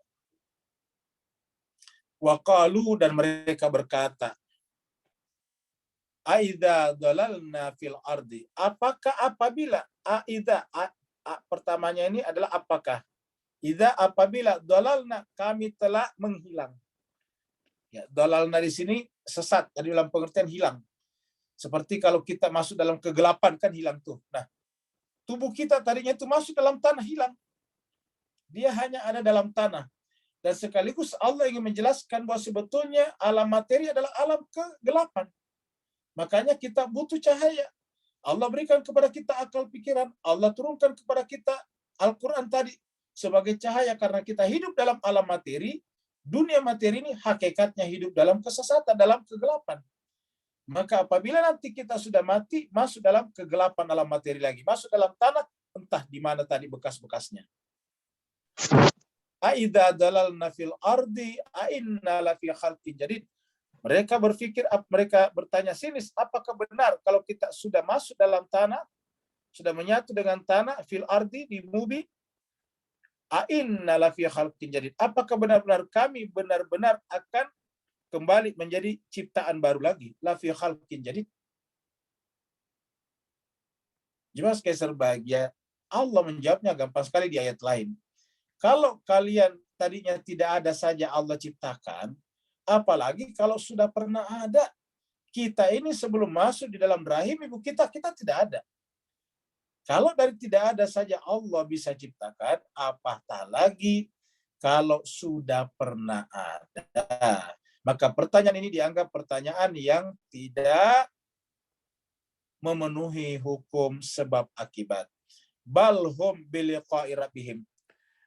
Bukan hanya mereka mempertanyakan bisanya tercipta kembali, balhum biliqa'i rabbihim, bahkan terhadap perjumpaannya dengan Tuhannya, kafirun, mereka ingkari. Jadi jemaah sekalian berbahagia, menyebabkan manusia lalai daripada akhirat, diam-diam sebetulnya mereka mengingkari perjumpaan dengan Tuhannya. Dan jemaah sekalian berbahagia, ini tidak terbatas pada orang yang di luar agama kita, tapi orang beragama dengan kita pun pada dasarnya banyak orang mengingkari perjumpaan dengan Tuhannya. Buktinya jemaah sekalian berbahagia, manusia begitu berat untuk mencari ataukah mendukung kebenaran. Kenapa kira-kira? Karena mereka takut kehilangan kesempatan-kesempatan duniawinya. Mereka takut kehilangan keuntungan-keuntungan duniawinya. Sehingga apa yang terjadi, mereka takut mengungkapkan, apalagi menggunakan baju kebenaran dan juga mengisi jiwanya dengan kebenaran. Mudah-mudahan kita yang senantiasa ikut tadarus dan tadabbur dengan Al-Quran bisa mengambil pelajaran bahwa benar-benar Bapak Ibu sekalian kita harus mempersiapkan diri kita dengan sesempurna-sempurnanya, karena tubuh kita ini yang kita manjakan sekarang pada akhirnya akan binasa.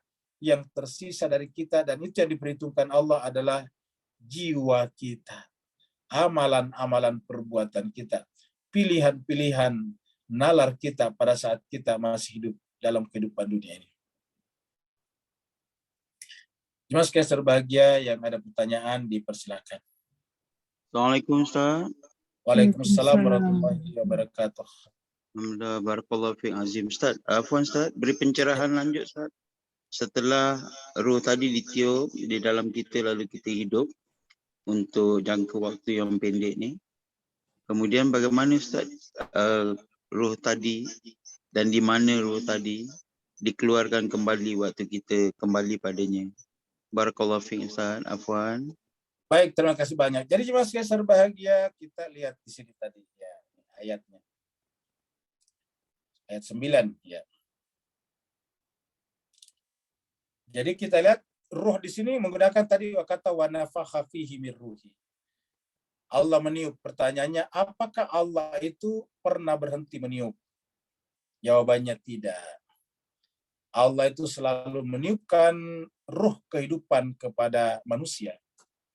Dengan demikian, dan namanya ruh ini tidak bertempat tinggal karena dia bukan materi, tidak juga terikat dengan waktu karena dia juga bukanlah gerak. Yang terikat waktu itu adalah sesuatu yang sifatnya gerak.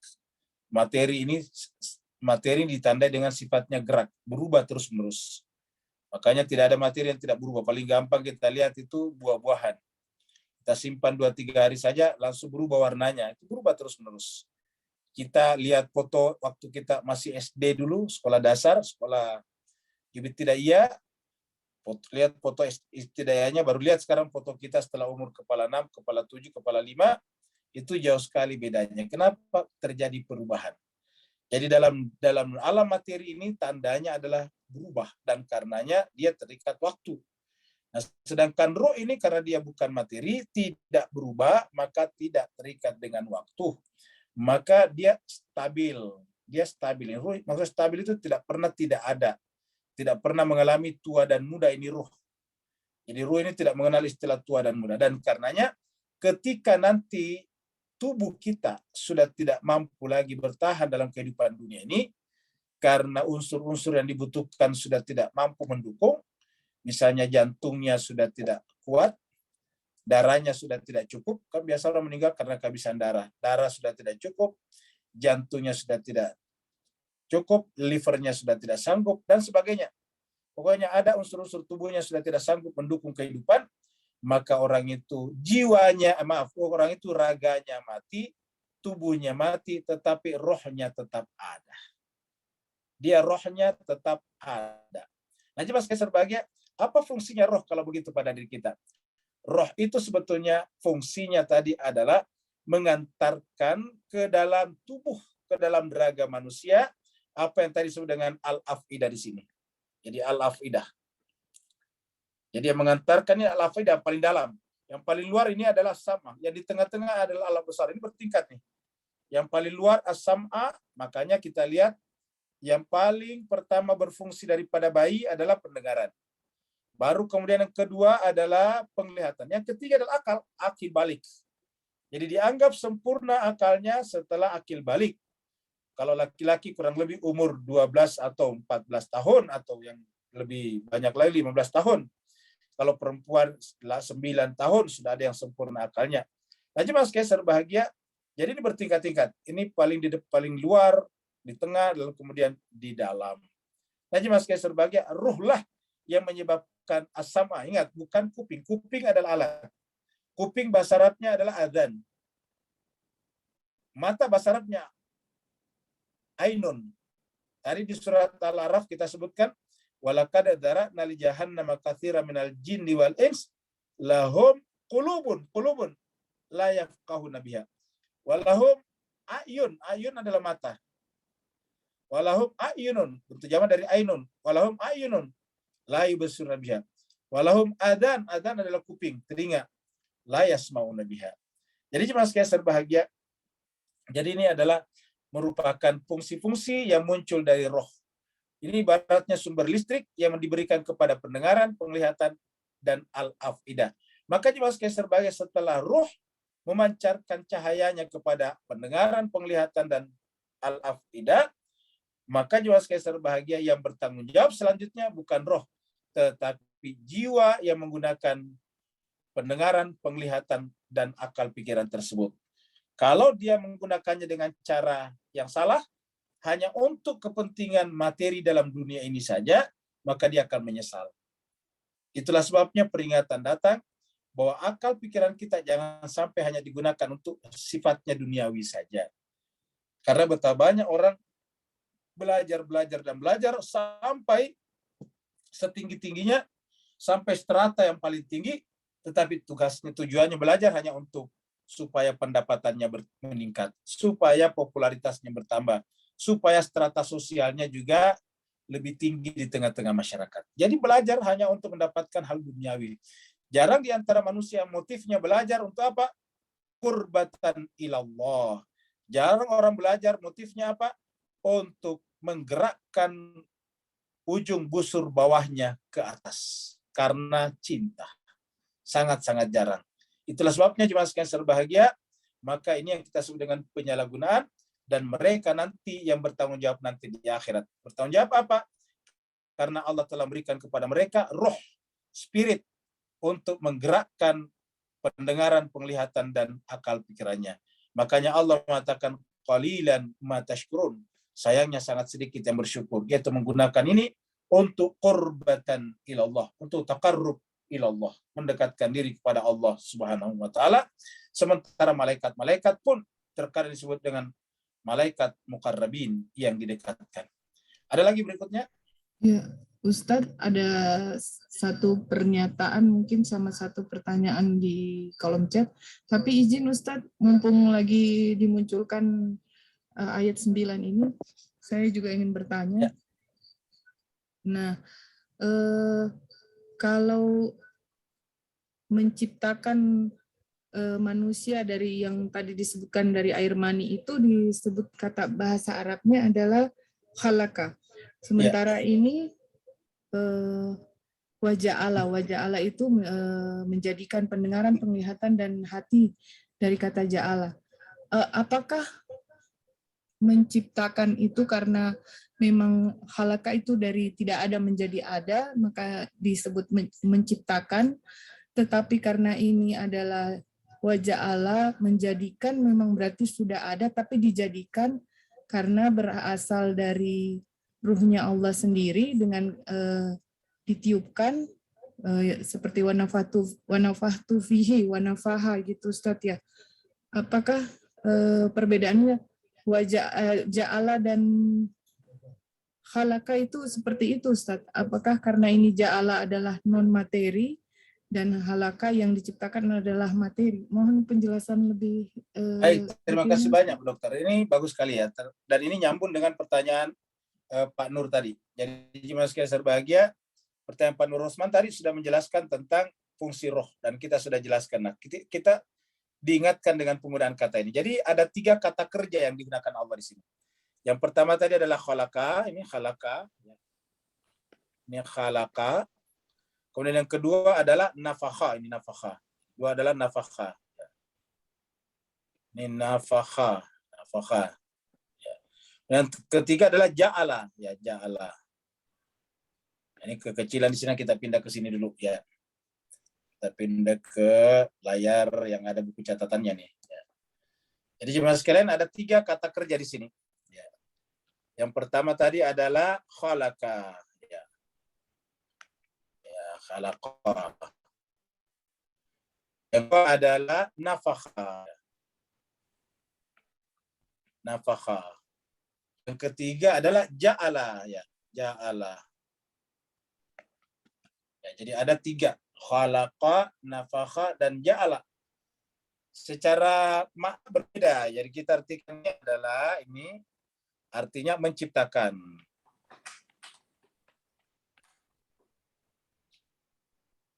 Kemudian yang ini nafakha, meniupkan. Ya.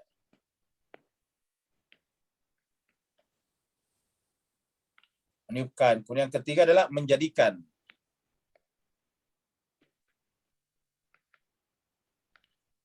Nah, jadi cuma sekalian bagus ini. Jadi kita lihat khalaqa tadi mintin, nafakha tadi min ruhihi. Kemudian ja'ala tadi as-sam'a wal absara wal afida. Jadi ada 3. Ulangi lagi, kalau khalaqa tadi khalaqa mintin. Kalau nafakha tadi min ruh. Kemudian ja'ala tadi adalah as-sam'a wal absara wal afida. Nah, kita lihat cuma sekalian. Khalaqa tadi adalah menciptakan dari tidak ada jadi ada. Secara fisik. Jadi khalaqa ini penciptaan dari tidak ada menjadi ada. Dan untuk tubuh manusia diciptakannya dari tanah awalnya, lalu kemudian anak keturunannya diciptakan dari air yang hina tadi. Khalaqa. Jadi kita ini yang sekarang berbentuk seperti ini, posturnya seperti ini, ada punya tangan 2, punya jari-jari, punya kuping, punya mata, punya macam-macam. Itu tadinya hanya dari air. Ya. Air ini kemudian bercampur dengan tanah, lalu kemudian kita menjadi seperti sekarang. Jadi khalaqah sudah selesai. Nah, kemudian tapi sayangnya manusia bukan hanya sekedar ciptaan khalqun, seperti mana misalnya hewan-hewan dan tumbuh-tumbuhan. Setelah sempurna tadi ini, Allah tiupkan padanya ruh wa nafakha fihi. Nah, sekarang khusus untuk nafakha kita sudah sebutkan tadi, meniup itu adalah pekerjaan yang tidak boleh berhenti. Karena begitu berhenti, tiupan hilang. Kalau menciptakan bisa berhenti. Contohnya kita sudah ciptakan meja, selesai, meja ada, walaupun kita bahkan sudah meninggal dunia. Tapi kalau nafakha, meniup tidak bisa. Begitu berhenti meniup, tiupan tidak ada. Begitu kita berhenti meniup balon, seperti kemarin kita lihat, balon itu kemudian kempes. Hari Jumat kalau tidak salah kita bicara tentang contoh waktu kita masih kecil main balon-balonan dari air sabun. Kita tiup maka dia akan muncul balon. Begitu berhenti tiupan, balonnya kempes. Nah, begitulah juga. Maka selama ruh itu ada, maka artinya tiupan Tuhan tidak pernah berhenti di situ. Jadi roh itu adalah tiupan Tuhan, nafas Tuhan yang disebut dengan nafsur rahman, nafas Tuhan di sana. Dan karenanya jemaah sekalian, disitulah munculnya fitrah kita. Disitulah munculnya sifat-sifat ilahiyah yang ada pada manusia. Kemudian setelah tadi ditiupkan roh, maka terjadilah semacam simbiosis, saling membutuhkan. Terjadilah semacam senyawa. Yang ketiga, lahirlah manusia. Manusia ditandai dengan apa? Pendengaran, penglihatan, dan akalnya. Jadi khalq tadi ini adalah berkaitan dengan dari tanah, ini roh, ruh berkaitan dengan dari Allah. Jadi kalau kita gambarkan seperti ini. Jadi cuma sebagai manusia itu adalah seperti ini. Ya.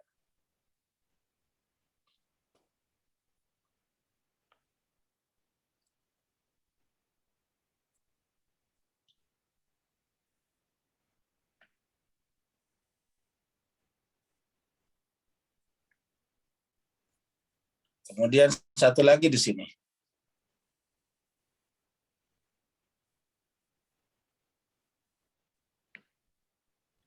Nah, jadi cuma sekalian baik, coba perhatikan ada 3 lingkaran di sini. Yang biru ini yang biru ini kita sebut dengan roh. Ya. Roh ini dari Allah SWT, dari Allah. Ya. Tadi ditiupkan, wa nafakha, dia meniupkan roh. Kemudian yang di bawah adalah dari tanah. Dari tanah. Ini dari tanah. Disebut dengan jasad, jasmani. Lalu kemudian yang ketiga, ini setelah bertemu antara di atas dan di bawah, lahirlah yang coklat ini. Ya, inilah manusia. Ini yang kita sebut dengan nafs.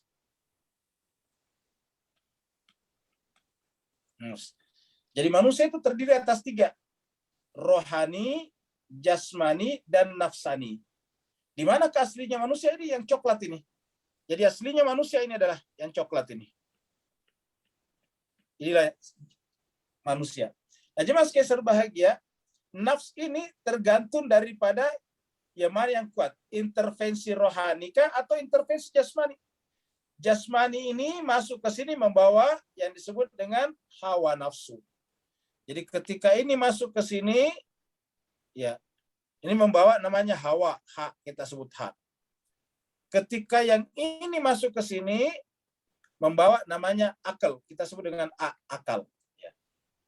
Nah, terjadilah jemaah sekalian sebagai terjadilah terjadilah pergulatan sepanjang masa antara hawa nafsu dan akal kita. Hawa nafsu dari mana? Terbawa dari jasad. Semua yang bersifatnya hawa nafsu pasti jasmani. Sedangkan semua yang sifatnya akliyah pasti bersifat rohani. Ini terjadi sepanjang masa. Ya. Makanya jemaah sekalian berbahagia, Al-Quran mengatakan orang yang ingin mencapai derajat maqam Tuhannya harus menjaga nafsnya dari intervensi hawanya. Wa amma man khafa, dan adapun orang yang khafa maqam rabbi wa nahan nafs, membendung nafsnya, menjaga nafsnya, anil hawa, jangan sampai hawa masuk di sini. Jadi harusnya jemaah sekalian ini hawa nggak boleh masuk ke sini. Ya. Wa amma man khafa maqam rabbi wa nahan nafs anil hawa fa innal jannata hiyal ma'wa. Nabi wa ma yantiqu anil hawa, Nabi tidak mungkin berbicara berbuat berdasarkan hawanya. In huwa illa wahyun yuha, kecuali yang disampaikan wahyu. Dari mana wahyu? Dari atas ini. Jadi ini adalah dari fujuraha, ini adalah takwaha. Yang ini mengajak kita ke atas, sedangkan yang ini mengajak kita ke bawah. Ya. Ini yang disebut dengan fa'alhama wa nafsin, demi nafs. Wa nafsi wa ma sawaha fa'alhamaha fujuraha wa taqwaha. Ini adalah fujur, membawa kita kepada fujur, F, sedangkan ini akan membawa kita kepada taqwaha. Fujuraha wa taqwaha. Kada aflaha man zakkaha. Beruntunglah orang yang menyucikan nafsnya dari mana? Dari intervensi, dari campur tangan hawa nafsunya. Wa qad khaba man dasaha, dan merugilah orang yang mengotorinya. Mengotori apa? Mengotori dengan campur tangan hawa nafsu. Maka jemaah sekalian, beragama itu adalah bagaimana caranya menyadari bahwa di balik nafsu kita ada roh yang bersifat non materi. Kalau kita merenung, kita akan menemukan ini. Wa fi anfusikum afala tubsirun. Dan di dalam nafsu, kenapa tidak memperhatikannya? Begitu kita perhatikan, ternyata dia ada ini. Selama ini kita hanya membayangkan ada ini. Yang inilah yang membuat kita bercita-cita hanya untuk mencari kesenangan-kesenangan duniawi saja. Sedangkan yang ini membuat kita ingin mencari kesenangan-kesenangan ukhrawi. Bapak Ibu jemaah sekalian berbahagia, inilah kurang lebih jawaban atas yang dikatakan tadi Ibu Dokter. Jadi kata-kata khalaqa ini dari tidak ada menjadi ada, jasad.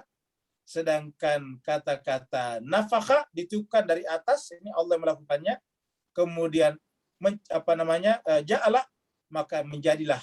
Jadi lahirlah makhluk baru.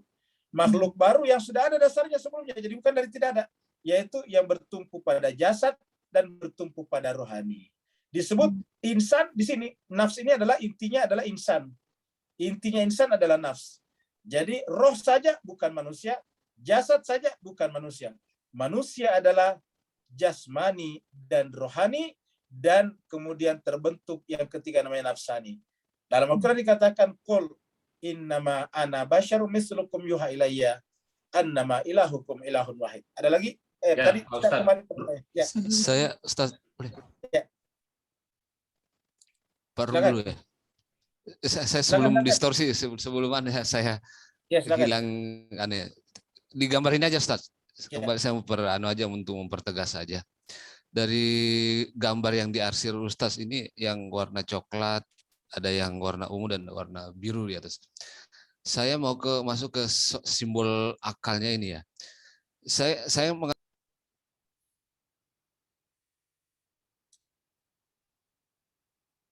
Suaranya Pak Wahid hilang atau saya yang hilang ini Pak Bos? Keluar Saya kayaknya. hilang Oh, iya. Ustaz. Saya mute tadi. Sudah kedengaran Ustaz ya? Udah kedengaran. Iya.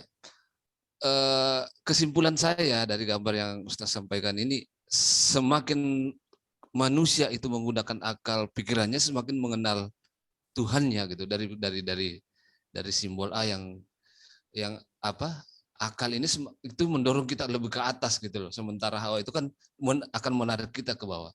Itu gimana Ustaz? Assalamualaikum warahmatullahi wabarakatuh. Betul. Makanya Jemaah sekalian berbahagia, di dalam Al-Quran itu selalu Hawa dilawankan dengan akal. Kita jawab pertanyaannya Ustaz Wahyudin dengan satu ayat di dalam surat Al-Furqan. Kita lihat di dalam surat Al-Furqan di sini ya. Surat Al-Furqan surat 25 ya. Ayatnya 43. Coba kita perhatikan di sini 43 44. Ara'aita, apakah engkau telah melihat, memperhatikan, man orang ittakhadha menjadikan ilahahu Tuhannya itu adalah hawa nafsunya. Menjadikan maksudnya hawa nafsunya sebagai Tuhannya.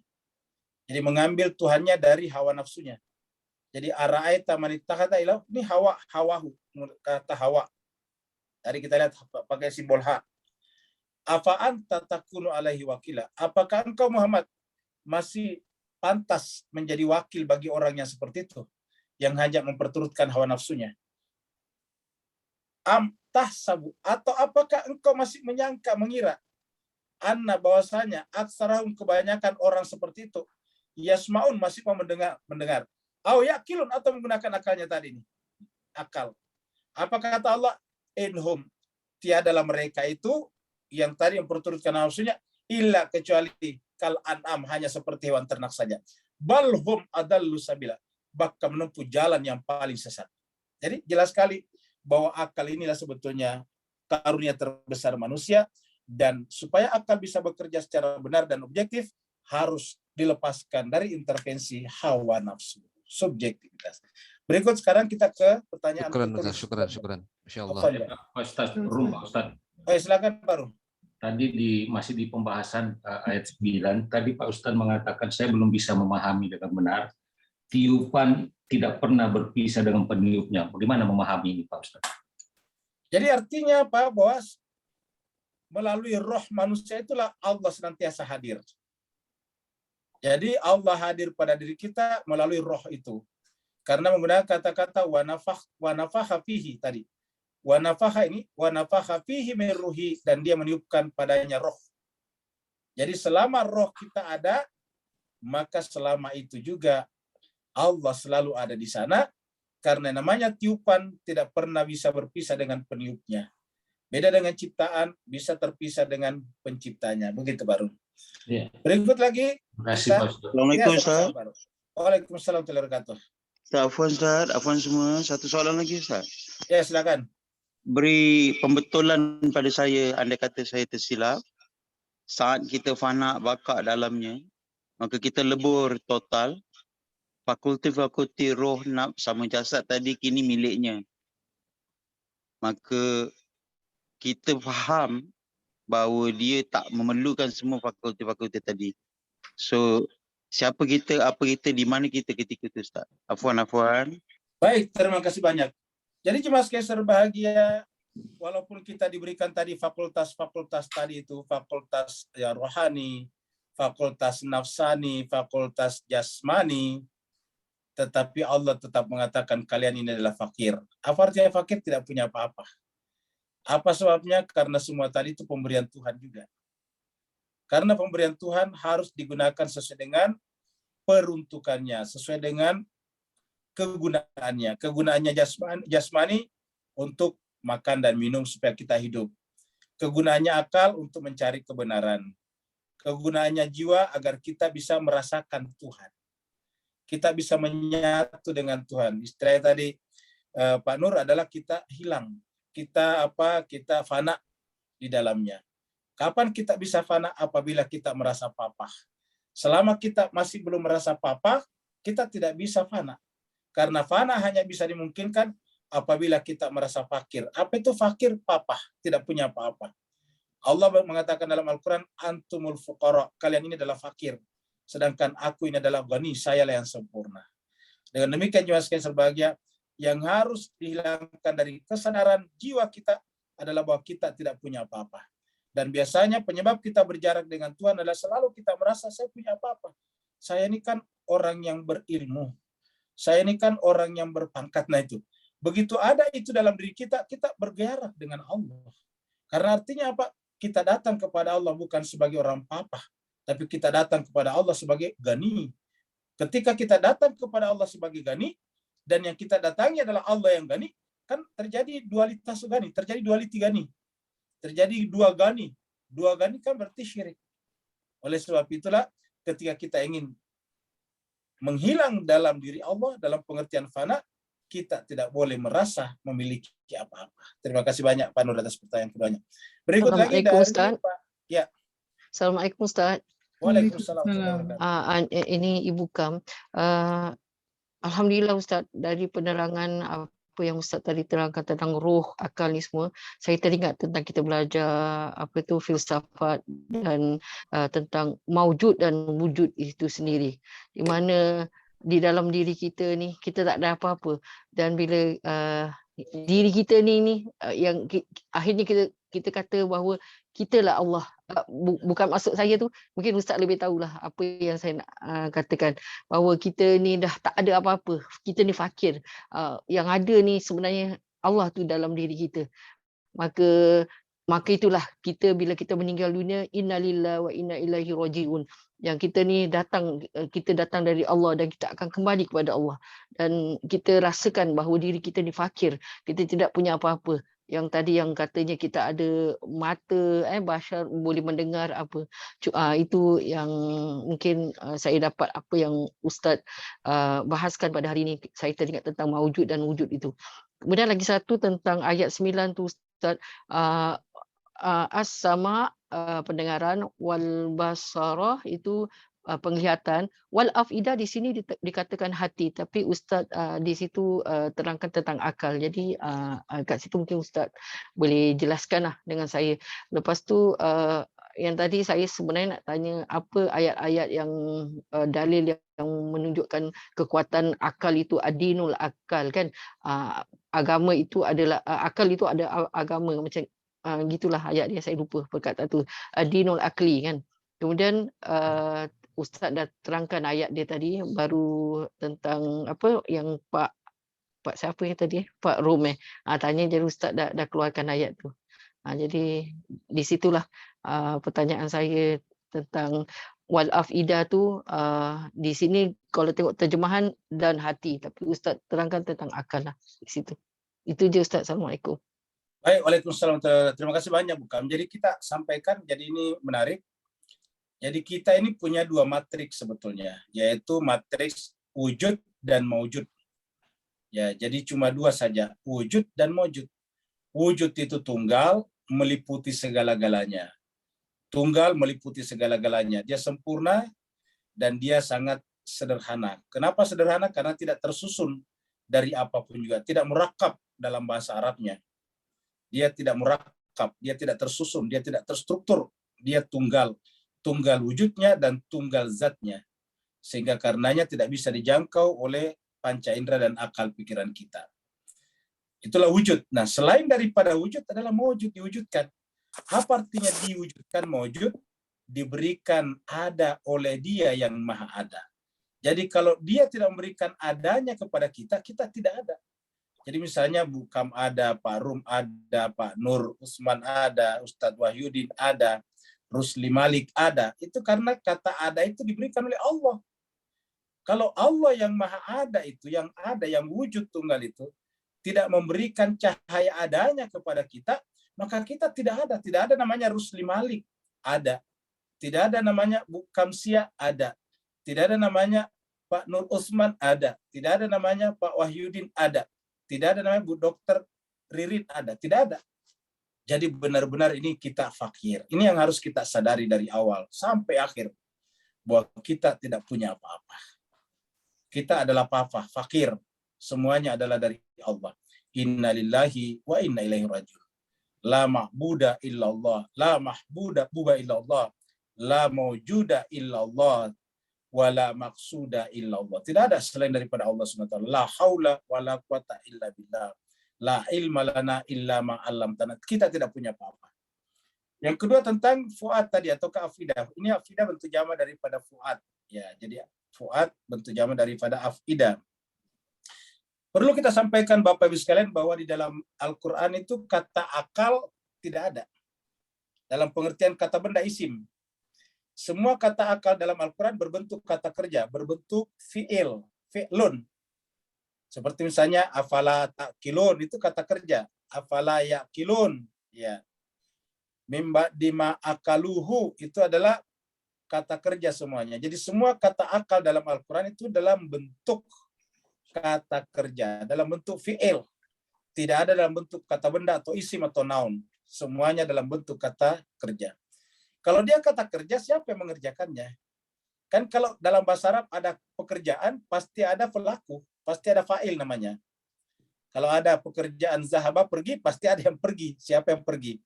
Zahaba berarti yang pergi adalah dia seorang laki-laki pergi. Ya, pasti ada pelakunya.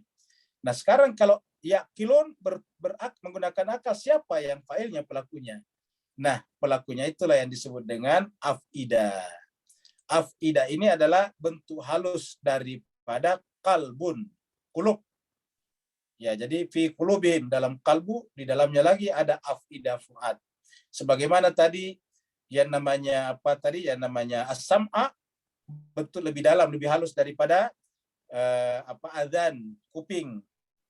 Al-basar, al-absar itu adalah bentuk halus daripada ayun atau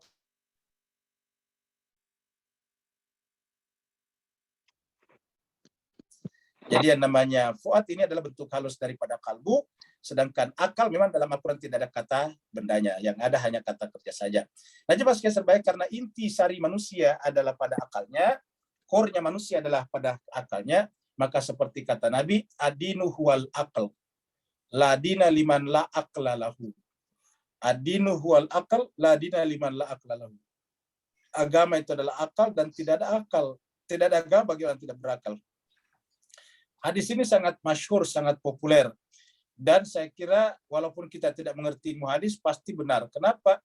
Karena memang semua sepakat bahwa agama Islam ini nanti wajib apabila orang itu akil balik. Akil balik artinya apa? Akalnya sudah sampai. Sebelum akalnya sampai, manusia belum diwajibkan melaksanakan syariat-syariat agama. Jadi harus akil balik. Akalnya sudah harus sampai. Sehingga benarlah bahwa itu adalah agama adalah akal. Yang kedua adalah dalam Al-Quran beberapa kali Allah mengatakan bahwa orang yang tidak menggunakan akalnya sama dengan hewan ternak. Bahkan di sebuah ayat di dalam surat Al-Anfal disebut orang yang tidak menggunakan akalnya sebagai seburuk-buruk hewan melata. Inna syarrad dawabi indallahi as-summul bukmul ladzina la ya'qilun. Seburuk-buruk hewan melata di muka bumi adalah orang yang tidak mau mendengar. Orang yang tidak mau lagi belajar. Siapa ke mereka? Alladzina la ya'qilun, yaitu orang yang tidak menggunakan akalnya. La ya'qilun. Ya. Ahli neraka juga begitu, ahli neraka. Yang disebut dengan neraka sa'ir. Dikatakan bahwa seandainya dulu di dunia kami mendengar dan menggunakan akal, ma kunna fi ashabis sa'ir. Lau kunna nasma'u aw naqilu ma kunna fi ashabis sa'ir. Andai kata dulu di dunia kami mau mendengar, kami menggunakan akal, maka kami tidak masuk dalam neraka sa'ir. Ini adalah surat Al-Mulk ayat 9. Begitu bukan? Jemaah sekalian, terakhir tadi kepada pertanyaan yang ada di layar, kita jawab singkat saja Pak sekalian karena sudah jauh. Seharusnya bagi pasien rawat jalan atau hospitalisasi berikan santapan rohani agar jiwa tenang. Baru nak tanya, dia kata di rumah sakit jiwa Marzuki Mahdi Bogor yang kain cuma fokus obat. Oleh karena itu tempat saya bekerja perhimpunan jiwa sehat akan mengadvokasi. Iya Pak, mohon maaf itu ya maksudnya gini kan emang sebenarnya Pak Ustadz tuh bilang tadi kan jiwa itu sangat erat kaitannya dengan rohani ya, makanya saya kan juga udah berpengalaman yang 5 kali masuk rumah sakit jiwa dan itu memang pelayanannya nggak bagus. Saya kan waktu itu kan memang lihat di Marzuki Mahdi itu memang pelayanannya bagus gitu. Memang kayak yang tadi dikatakan bahwa jiwa itu memang berkaitan erat dengan rohani. Makanya itu kalau bisa ya saat ini ya memang kalau di rumah sakit Marzuki Mahdi itu kan pagi-pagi memang disetel kayak misalnya yang Islam ya khatam rohani, Kristen dengan nyanyi-nyanyian itu. Makanya tapi di rumah sakit lain enggak. Yang saya tahun lalu kan di Grogol itu tuh cuman makan terus kita dikunciin, kadang-kadang malah 5:30 itu mereka mandi bersama gitu kan, cewek-cewek gitu kan, itu melanggar hak asasi. Makanya yang tadi Pak Ustadz bilang itu benar. Makanya seperti itu sih sebenarnya. Kayak juga saya kan saat ini kerja di Perhimpunan Jiwa Sehat, kayak teman-teman saya di panti-panti disabilitas mental tuh kasihan juga mereka-mereka itu gitu. Makanya rohani mereka tuh harus diiniin, karena kan sebenarnya kayak saya kan juga mental illness ya, saya tuh minum obat seumur hidup, tapi teman-teman saya juga bisa untuk sebenarnya bisa untuk sembuh gitu sih. Sebenarnya saya pernyataan aja tadi bahwasanya memang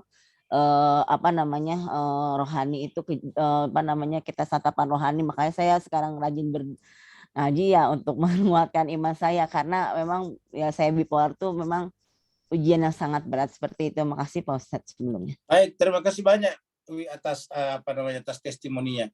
Jadi cuma sekali dari ikhwan kita tadi, dari akhwat kita tadi yaitu Dewi Ratna menyampaikan kepada kita bahwa pengalaman pribadinya sendiri bahwa memang yang namanya gangguan kejiwaan itu sangat-sangat perlu namanya persoalan rohani.